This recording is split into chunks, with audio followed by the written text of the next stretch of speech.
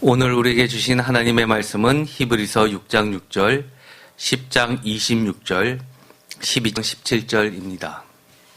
사실 오늘의 이 말씀은 아마 교회에서는 잘 설교하지 않는 본문입니다. 왜냐하면 이 본문을 설교를 하려면 우리가 기독교에서 가장 귀하게 내세우는 가치와 잘못하면 충돌되는 것 같이 보이기 때문입니다. 그러나 이 말씀은 너무나도 중요합니다. 오늘의 말씀의 제목을 다 함께 읽어보도록 하겠습니다. 참된 회개란 내가 하는 회개가 아닌 하나님께서 용서해 주시는 회개. 아멘.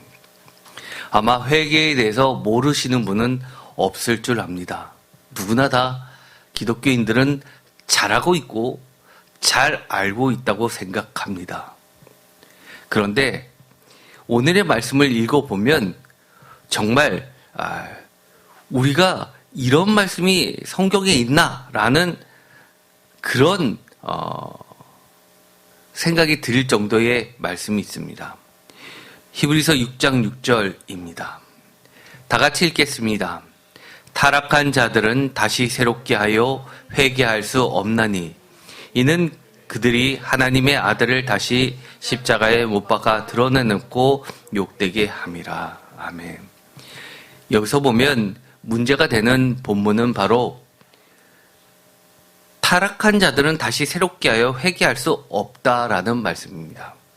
사실 성경에 이 부분이 있다는 것은 충격입니다. 그래서 심지어 루터도 종교개혁을 일으켰고 모든 개신교의 바탕이 되고 뿌리가 되었던 루터조차도 히브리서를 성경에서 빼자고 했습니다.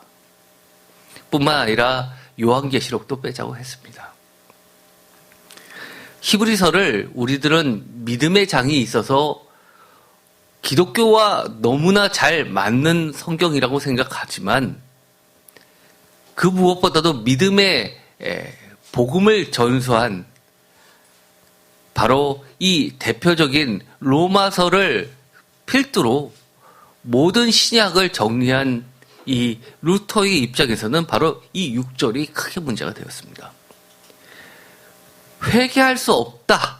다시는 새롭게 될 수 없다. 라는 부분입니다.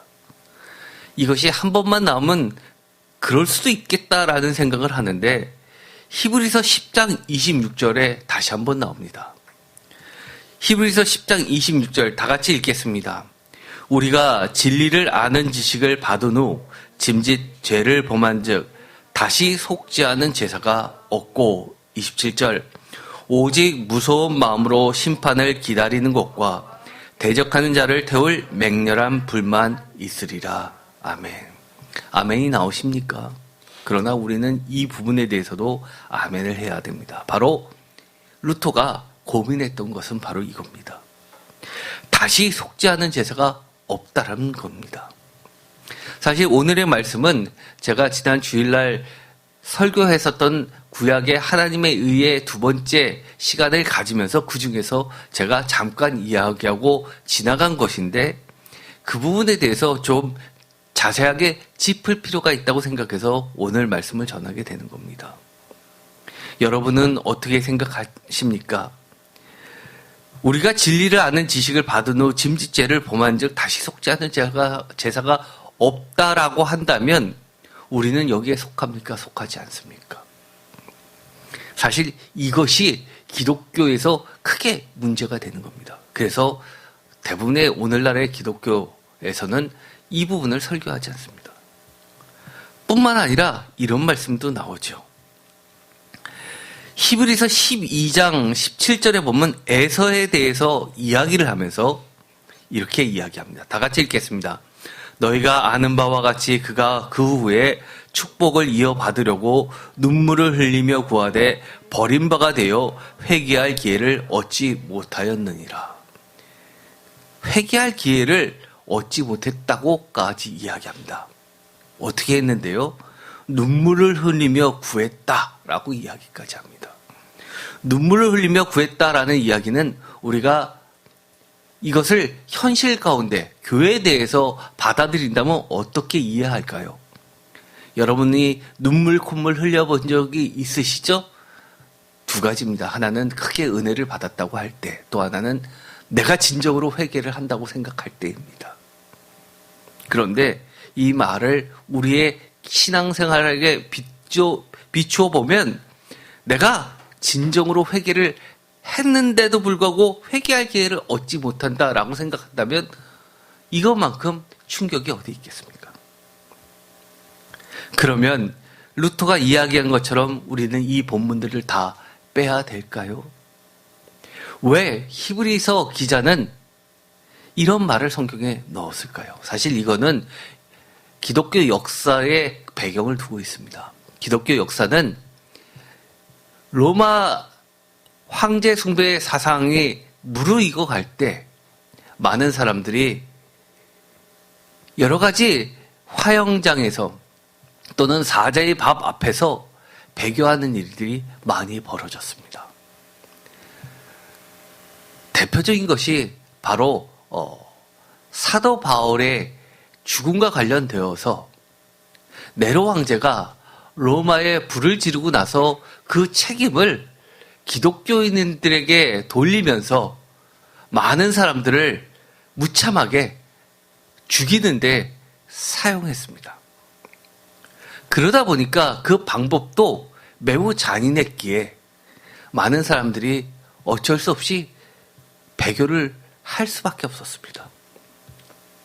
저는 그들을 욕할 마음이 없습니다. 왜요? 저도 그 당사자가 된다면 과연 신앙을 지켜낼 수 있을까 자신이 없기 때문입니다. 어떻게 보면 나는 그런저럭 진짜 세상 끝나면 하나님이 받아주시겠지라고 할 텐데 그것이 아니라 내 앞에서 내 사랑하는 가족들을 다 죽이고 너는 살려두겠지만 너가 배교만 하면 가족들을 살려주겠다라고 협박을 한다면 저는 자신이 없을 것 같습니다. 그런데 그것으로 끝난 것이 아니라 상당히 오랜 기간, 몇백 년 동안 이어졌습니다. 무려 300년이 지난 이후에 4세기가 돼서야 기독교가 공인됨으로써 사실 핍박이 멈췄다고 할 수 있습니다. 우리가 일제시대 이야기하지만 몇백 년이 흐른다 그러면 과연 우리가 독립을 꿈꿀 수 있었을까요? 히브리서는 바로 그 배경하에서 이 히브리서를 쓰기 시작했습니다. 많은 사람들이 배교하는 그 가운데서 여기서 이야기하는 6절에 있는 타락한 자들이라는 것은 구체적으로 배교를 의미합니다. 그래서 우리가 전에도 한번 이야기한 적이 있었죠. 배교자들에 대한 이야기들입니다. 그리고 순수하게 믿음을 지킨 자들의 이야기입니다.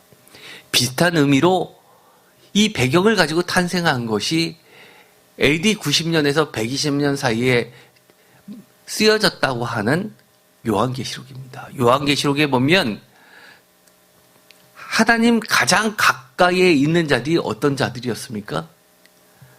순결하게 믿음을 지킨 목배인 성도들이었습니다. 배교 앞에서 철저하게 신앙을 지키고 순교했던 자들에 대한 이야기가 바로 요한계시록입니다. 그래서 어떻게 보면 히브리서와 이 요한계시록 모두는 마지막 때를 살아가는 크리스찬들에게서는 필독 성경입니다. 그렇기 때문에 그 언어가 매우 단호하고 강력합니다. 조금이라도 틈이 없습니다. 그러면 지금까지 우리가 늘 교회에서 이야기한 것처럼 언제나 우리가 잘못을 저지르고 회개를 하면 언제든지 하나님께서는 용서해 주시고 예수 그리스도의 거룩하신 피로 속죄함 받을 수 있게끔 예수님께서 그 길을 터졌다고 하는 것에 대해서는 어떻게 받아들여야 됩니까? 라는 질문을 당연히 하게 됩니다. 그래서 저는 이렇게 이야기합니다. 이 본문은 예수 그리스도의 그 속죄의 길과 그 피가 얼마나 귀한지, 그 은혜가 얼마나 깊은지를 가르쳐주는 본문이라고, 오히려 구원의 은혜, 속죄의 은혜, 예수 그리스도의 십자가의 그 은혜를 강조한 본문이라고 저는 결론 내고 그렇게 말씀을 드립니다. 왜냐하면 이 6장 6절 다음에 왜 이런 이야기를 했는지에 대해서도 예수 그리스도에 대해서 이야기를 하고 있기 때문입니다. 6장 6절 타락한 자들은 다시 새롭게 하여 회개할 수 없나니 이는 그들이 하나님의 아들을 다시 십자가에 못 박아 드러내고 욕되게 합니다 라고 하면서 하나님 아들 예수 그리스도의 십자가 사건과 이 회개를 대등하게 놓고 이야기하고 있기 때문입니다. 뿐만 아닙니다. 10장에서 이야기하는 것도 마찬가지입니다. 10장 26절에 다시 속죄하는 제사가 없다라고 이야기를 하고 있지만 그 뒤 이어서 나오는 말씀들이 있습니다. 바로 29절입니다. 10장 29절에 이렇게 되어 있습니다. 하물며 하나님의 아들을 짓밟고 자기를 거룩하게 한 언약의 피를 부정한 것으로 여기고 은혜의 성령을 욕되게 하는 자가 당연히 받을 형벌은 얼마나 더 무겁겠느냐 너희는 생각하라입니다.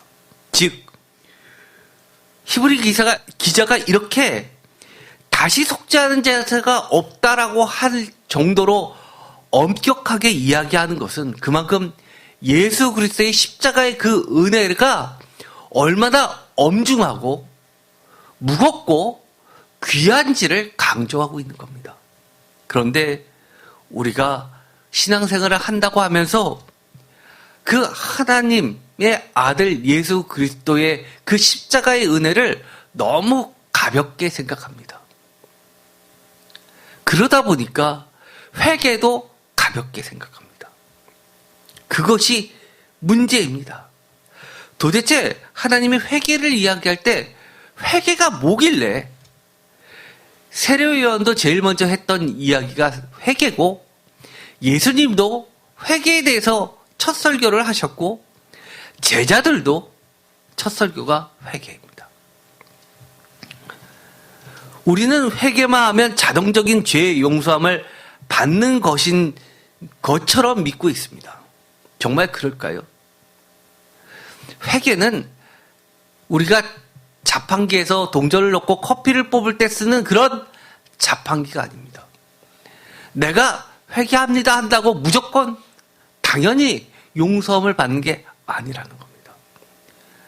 하나님께서 얘기하시고 예수님께서 실천하셨고 또 제자들도 끊임없이 이야기하는 이 회개는 과연 어떤 것일까요?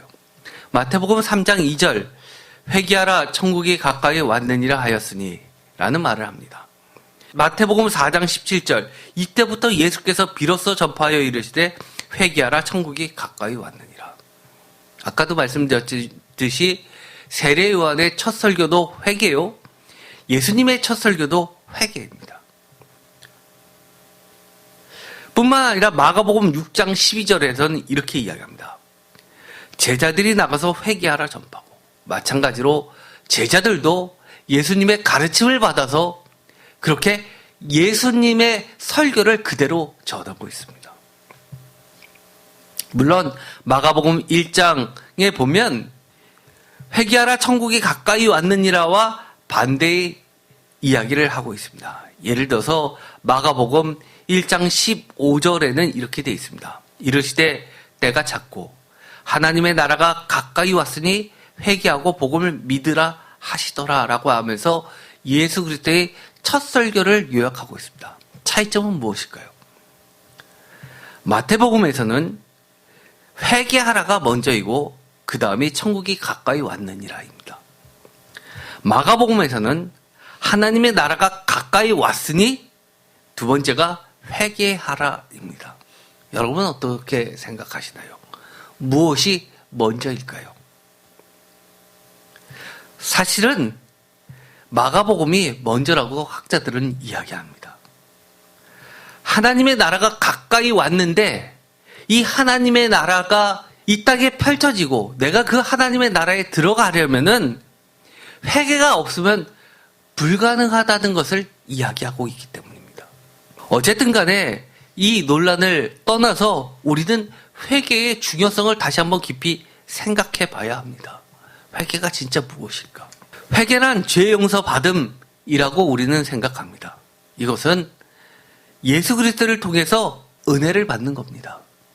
회개는 또 은혜의 기초를 하고 있습니다. 우리가 예수 그리스도의 은혜가 아니면, 하나님의 은혜가 아니면 회개도 사실 불가능합니다. 제가 지난 주일날 하나님의 의에서, 특별히 구약에 이야기하는 하나님의 의에 대해서 이야기할 때, 구약의 하나님의 의가 신약에 와서는 예수 그리스도를 통한 하나님의 관계를 회복시키고 영원한 신약, 새로운 계약을 세우는 회복된 새로운 관계로서의 하나님의 의를 수용하겠다는 의사표시가 바로 회개라는 것을 제가 말씀드리고자 합니다. 사실 이 부분은 구약의 하나님의 의에 대해서는 이야기하지 않았지만 앞으로 이제 신약에서 이야기하는 하나님의 의를 이야기할 때 이것은 굉장히 중요한 개념입니다. 회개는 하나님의 의가 있는데 그 하나님의 의를 받아들인다는 의사표현입니다. 계약이라는 게 뭐라고 했습니까? 쌍방이 이루어져야 되는데 하나님의 의는 어떤 것이라고 했습니까? 그 계약이 일방적으로 하나님에 의해서 시작되고 하나님에 의해서 이루어졌습니다. 대표적인 것이 아브라함이죠. 그런데 그 원래 계약은 파기된 쪽의 책임이 돌아가고 파기되는 순간 그 계약은 무효가 됩니다. 인간에 의해서 파기된 하나님과의 그 계약이 파기되어야 됨에도 불구하고 하나님께서는 하나님의 신실하심으로 끝까지 지켜내시는 것이 하나님의 의라고 이야기했습니다. 그래서 우리가 하나님의 의가 된다는 것은 철저하게 하나님의 관계 속에 우리가 머물러 있을 때만 하나님의 의가 되는 것이라고 이야기했습니다.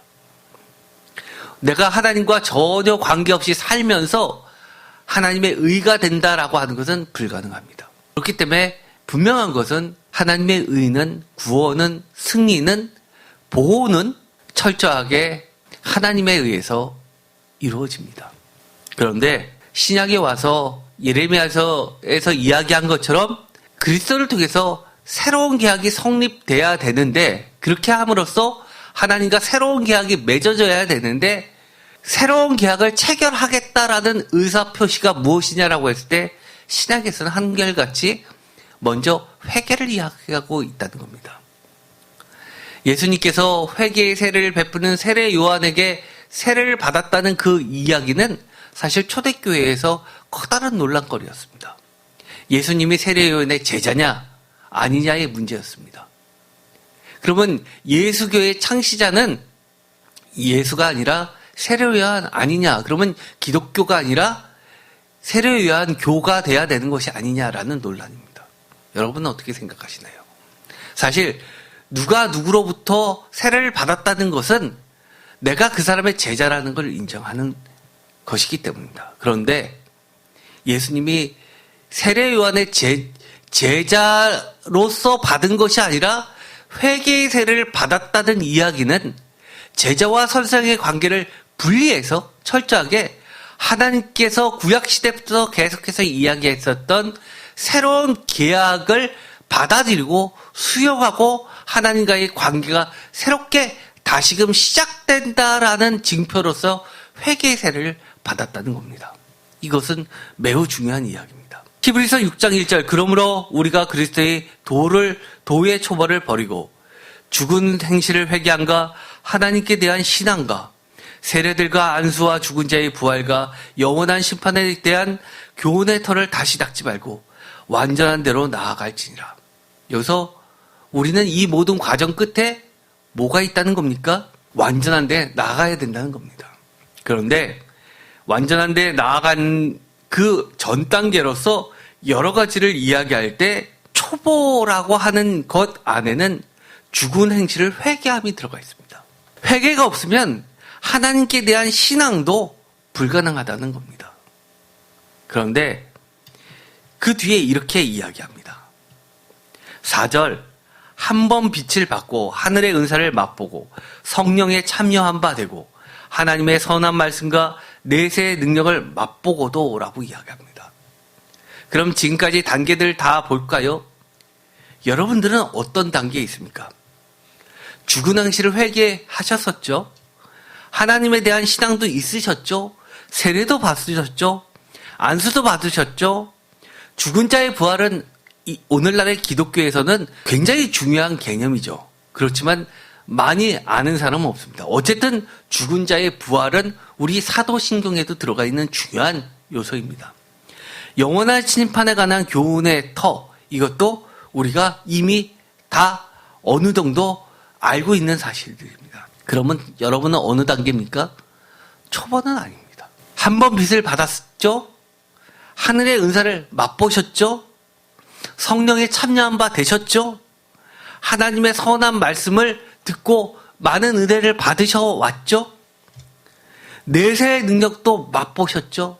그러면 어떻습니까? 여러분들은 거의 완전한 데 나아가기 직전입니다. 그런데 어떻게 됐습니까? 그 뒤에 그러고도 타락한 자들, 여기서는 특별히 배교를 이야기한다고 했습니다. 타락한 자들은 다시 새롭게 하여 회개할 수 없다니 라고 이야기합니다. 여러분들은 어떠십니까? 좀 무섭습니까? 이 정도 되면 여러분들이 그런 절박한 상황에 놓여 있을 때 목숨을 걸고 여러분의 신앙을 지키기를 간절히 소망합니다. 심지어 어떻게 해도요? 내 사랑하는 사람들과 가족들이 하나님의 품으로, 예수 그리스도의 품으로 가기 직전에라도 다시 그들을 살리실 것을 믿으면서 죽은 자의 부활을 생각하면서 믿음을 지켜야 되는 겁니다. 쉽지 않습니다. 히브리서 10장 20절, 우리가 진리를 아는 지식을 받은 후 짐짓 죄를 범한 즉 다시 속죄하는 제사가 없고 오직 무서운 마음으로 심판을 기다리는 것과 대적하는 자를 태울 맹렬한 불만 있으리라. 여기서도 다시 한번 도장을 찍습니다. 여러분은 어떤 결심을 두 번째 읽으면서 어떻게 마음을 갖게 되나요? 조금 더 단호해지십니까? 아까도 말씀드렸지만 우리가 눈물 콧물 다 흘린다고 진정한 회개일까 생각해 봐야 합니다. 히브리서 12장 14절, 모든 사람과 더불어 화평함과 거룩함을 따르라. 이것이 없이는 아무도 주를 보지 못하리라. 주를 보는 시점이 언제일까요? 우리가 지금은 믿음의 눈으로서 성령을 통해서 주님을 봅니다. 그러나 우리가 바울이 이야기했던 것처럼 얼굴과 얼굴을 맞댈 때가 반드시 있을 겁니다. 15절, 너희는 하나님의 은혜에 이르지 못하는 자가 없도록 하고 또 쓴뿌리가 나서 괴롭게 하여 많은 사람이 이로 말미암아 더럽게 되지 않게 하며 음행하는 자와 혹 한 그릇 음식을 위하여 장자의 명분을 판 에서와 같이 망령된 자가 없도록 살피라. 여기서 망령된 자에서는 이렇게 번역을 하고 있습니다. 표준세 번역은 또 음란한 자나 음식 한 그릇에 장자권을 팔아넘긴 에서와 같은 속된 사람이 생기지 않도록 주의하십시오. 우리가 성경을 보면요, 이 에서의 이야기처럼 정말 동화 속에서나 이석 우화에서나 있을 법한 이야기는 없습니다. 팥죽 하나에 신앙의 장자권을 잃어버린 사건입니다. 이것을 요즘 사람들은 그렇게 생각합니다. 하나는 그렇게 하신 하나님이 너무 이해가 안 갈 정도로 너무하다. 또 한 가지 반응은 에이, 그거는 옛날 이야기지 요즘에 누가 그렇게 합니까? 라는 겁니다. 그러나 음식 한 그릇에 장자권을 팔아넘긴 속된 사람의 예는 에서뿐만이 아니라 오늘도 수많이 반복되고 있습니다.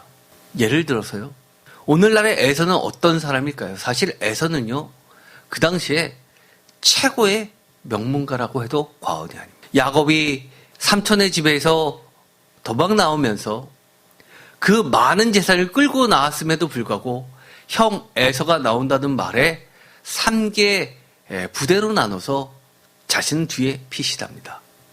왜요? 그 앞에 에서가 수많은 군대를 끌고 오기 때문입니다. 쉽게 말해서 오늘날로 이야기하면 무지막지한 군대 장관 같은 인물입니다. 힘이 있습니다. 권력이 있습니다. 부도 있습니다. 야곱이 형님 가지세요 라고 했는데 그것을 그렇게 좋아하지 않습니다. 자신은 돌아갑니다.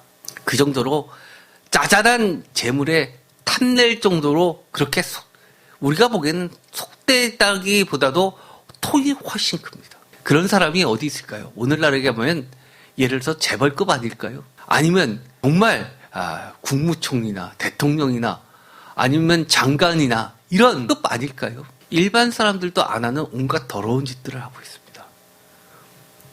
거기다가 그 사람들이 어떤 사람들이냐 하면 교회 장로라고 합니다.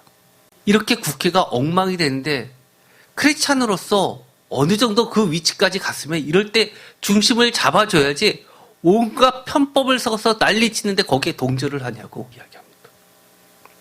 그런 것들이 다 장자의 명분을 판 에서와 같은 속된 사람 망령된 자들이라고 저는 보는 겁니다. 우리가 사업을 위해서 신앙도 버리는 것, 또 학교에서 사람들의 관계 때문에 크리스찬을 숨기는 것, 이런 모든 것들도 에서와 같이 망령된 자들입니다. 그런데 이렇게 이야기합니다. 17절, 너희가 아는 바와 같이 그가 그 후에 축복을 이어받으려고 눈물을 흘리며 구하되 버린 바가 되어 회개할 기회를 얻지 못하였느니라. 눈물까지 흘리면서 구하였건만 거절당했다고 이야기합니다. 축복을 상속받기를 원했지만 회개할 기회를 얻지 못했다고 표준세 번역은 번역합니다. 정말 회개가 무엇이길래 이렇게 회개 자체가 힘들다고 하는 걸까요? 우리가 세례 요한이 증거하는 회개를 통해서 한번 모범적으로 봤으면 좋겠습니다. 누가복음 3장 8절 이렇게 이야기합니다. 이것은 세례 요한 용설교라고 하는 것이죠. 누가복음에 자세히 기록이 되어 있습니다. 누가복음 3장 8절 그러므로 회개에 다 같이 읽겠습니다. 합당한 열매를 맺고 속으로 아브라함이 우리 조상이라 말하지 말라. 내가 너에게 이르노니 하나님이 능히 이 돌들로도 아브라함의 자손이 되게 하시느니라. 이미 도끼가 나무 뿌리에 놓였으니 좋은 열매를 맺지 않은 나무마다 찍어 불에 던져지리라. 무리가 물어 이르되 그러면 우리가 무엇을 하리까? 여기부터 잘 들으셔야 됩니다. 11절 다 같이 읽겠습니다. 대답하여 이르되 옷 2벌 있는 자는 옷 없는 자에게 나눠줄 것이요 먹을 것이 있는 자도 그렇게 할 것이니라 하고 이어집니다. 세리들이 또 묻습니다.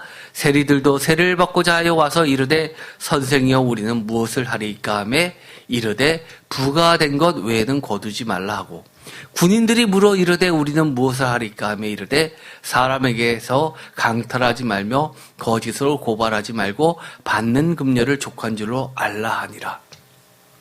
백성들이 바라고 기다림으로 모든 사람들이 요한을 혹 그리스도신가 심중에 생각하니. 즉 회개에 대해서 이야기를 할 때 그들이 뭐라고 생각했다는 겁니까? 그리스도인가? 라고 생각한다는 겁니다.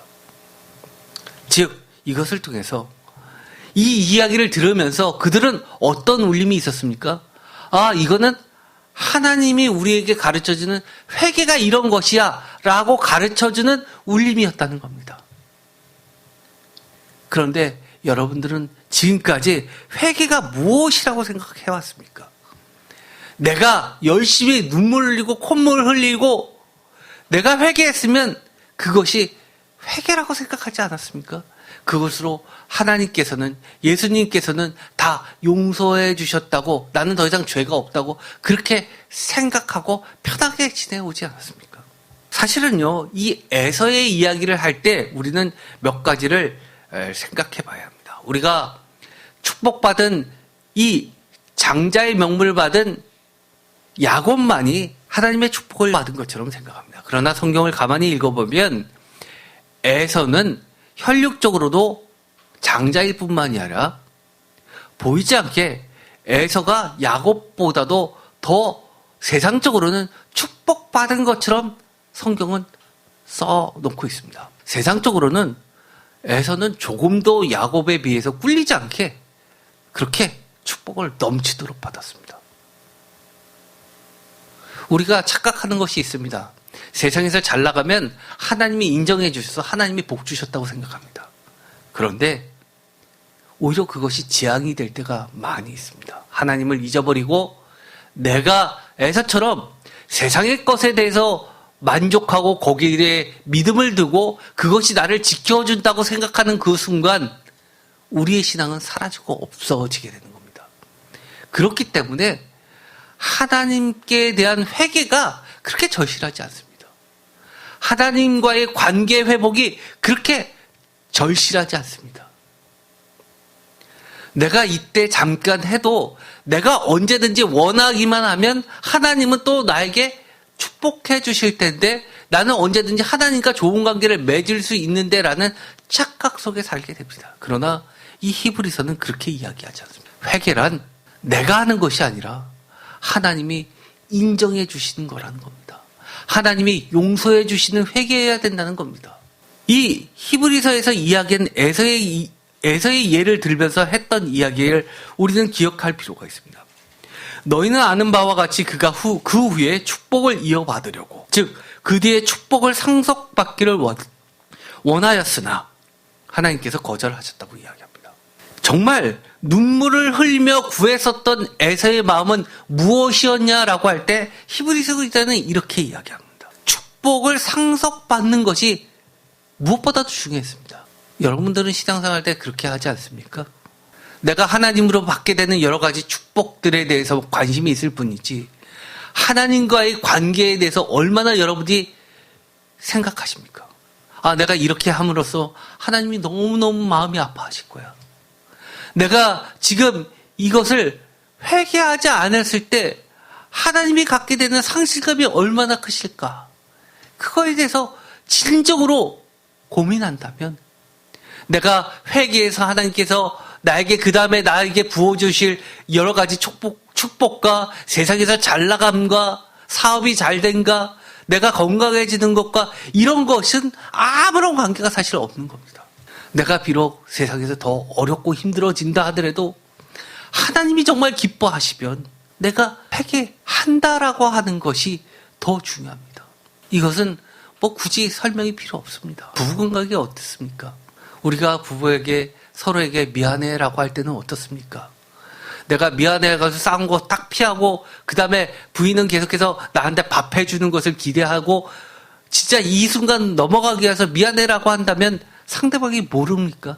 상대방이 정말 내가 속상했던 것들에 대해서 미안해하고 위로해주고 그리고 다시금 좋은 관계를 회복시키기를 원하는구나. 그걸 왜 모르겠습니까? 우리가 이 세상에 살면서 하나님 앞에서 신앙이라는 것을 생각할 때 회개라는 것을 너무나 자판기처럼 생각하는 경우가 너무 많은 것 같습니다. 내가 회개하면 그리고 내가 정말 마음이 후련할 정도로 그렇게 울고 나면 회개라고 생각하는 경우가 많이 있습니다. 그러나 세례요한을 통해서 이야기하는 것들을 한번 돌아보십시오. 그 하나하나가 결코 가벼운 것이 없습니다.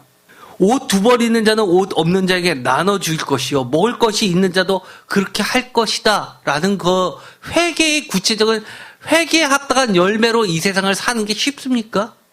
저는 지금 이거 실천하고 있지 못합니다. 전 옷 2벌이 아니라 그 이상입니다.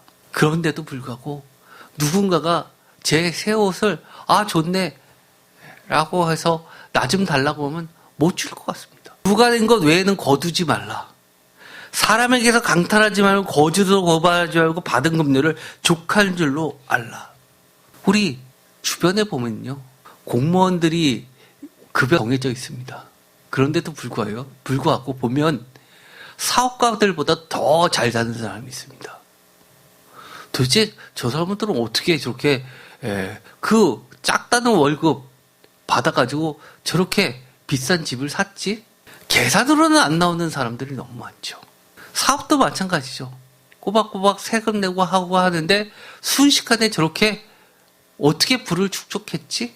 정말 우리는 참된 그리스도인이라면 다시 한번 우리가 회개라는 부분에 대해서 깊이 생각하면서 주님 앞에 한 발짝 더 나아갔으면 좋겠습니다. 이것은 남의 얘기가 아닙니다. 바로 저의 이야기이기도 합니다. 결코 쉽지는 않지만 제 마음속에 이 설교를 준비하면서 그런 생각은 하게 됩니다. 정말 진짜 회개해야겠구나. 오늘 이 말씀은 어떻게 보면 다시금 회개할 기회가 없다. 다시 속죄하는 제사가 없다. 다시 새롭게 하여 회개할 수 없다라고 하는 그 단호한 말이 어떻게 보면 우리로 하여금 진짜 회개로 이끄는 중요한 말씀이라는 것을 깨닫게 되고, 우리에게 얼마나 그 하나님의 은혜, 예수 그리스도의 그 속죄의 은혜가 크고 귀하다는 걸 깨닫게 해주는 귀한 말씀입니다. 잘 기억하시고 마음에 새기고 오늘의 말씀대로 회개에 합당한 열매를 맺고 모두 다 정말 하나님의 의가 되기를 간절히 소망합니다. 기도하고 마치겠습니다. 하나님 감사합니다. 오늘 어려운 하나님의 말씀을 들으면서 내 마음에 안 든다고 이것은 성경에서 빼고 내 마음에 든다고 이것은 하나님의 말씀이라고 외우고 하는 일이 없게 하여 주옵소서. 정말 그 한 글자 한 글자가 얼마나 예수 그리스도의 그 값진 속죄의 구원의 은혜가 큰지를 가르쳐주고 하나님의 의가 얼마나 귀하고 절대로 두 번 다시 놓치어서는 안 될 은혜라는 것을 깨닫게 해줍니다. 우리가 내가 했다고 내 마음이 시원하다고 회개가 아니라 하나님이 용서해 주시고 인정해 주시는 참된 회개의 삶을 살 수 있게 하여 주시옵소서. 예수 그리스도의 이름으로 기도드립니다. 아멘.